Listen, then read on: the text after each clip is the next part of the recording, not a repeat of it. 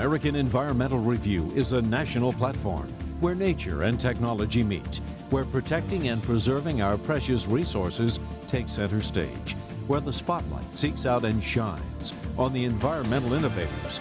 This editorial series, featured on public television, takes an inside look at the outdoors, explores how the decisions we make today impact each of our tomorrows.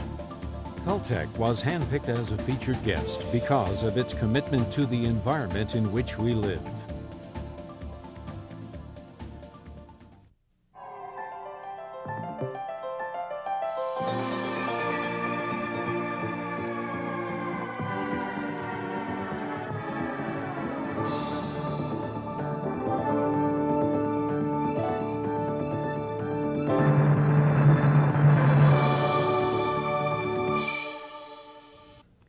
Hello, I'm Morley Safer.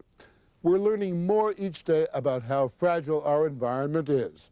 In this story, we take a look at one of the newest developments helping us to take better care of it. Over 70% of the Earth's surface is covered by water, but most of it contains salt, leaving only a small fraction that can be used by people. That fresh water follows a natural regenerative cycle of evaporation and precipitation. But this cycle is disrupted by the construction of buildings, parking lots, and highways that create barriers between the rain and the ground. With nowhere to go, the water can build up quickly. To avoid flooding problems, piped drainage systems have often been used. Water was run directly off the property. It ran directly into the adjacent swales or onto adjacent property or into the nearest stream or storm sewer that was available. But bypassing the soil and flushing high volumes of storm water into streams, rivers, and lakes can have a negative impact. Generally, it washes any pollutants on the property into the adjacent areas, and also because you're trying to move the water off the property quickly, you have erosion conditions and downstream flooding problems. Problems like these have led to changes in the Clean Water Act aimed at improving the long-term condition of the freshwater system. As a result, some states are requiring that stormwater be recharged through the soil into groundwater. Open basin systems have been shown to work, but land constraints often make them impractical, as was the case at Veterans Park in Florida. This is a high-intensity site with lots of building and paving. With the price of property, we don't have enough room for on-site retention that's above ground. In an effort to address the situation, technicians with Jensen Underground installed a subsurface recharging system. This was really the only practical means of storing water on the site. It allowed us to have storage underground in lieu of having open storage, which would have used a lot of the parking. We have to detain the water in the system and restrict the flow into the nearby stream in order to meet the governmental regulations. The system conserves space while infiltrating water back into the ground.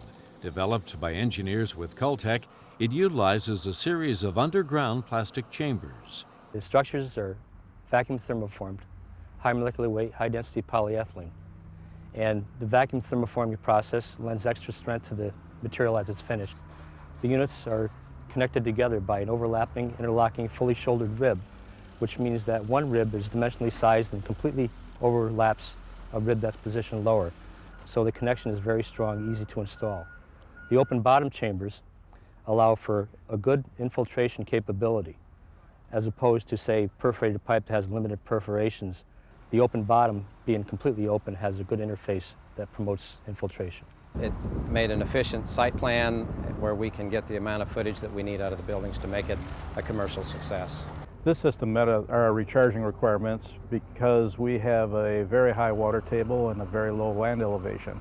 So we needed a low-profile, high-capacity system that would meet the environmental requirements of this area. Water is essential for the vitality of all living things, as well as the environment in which they live.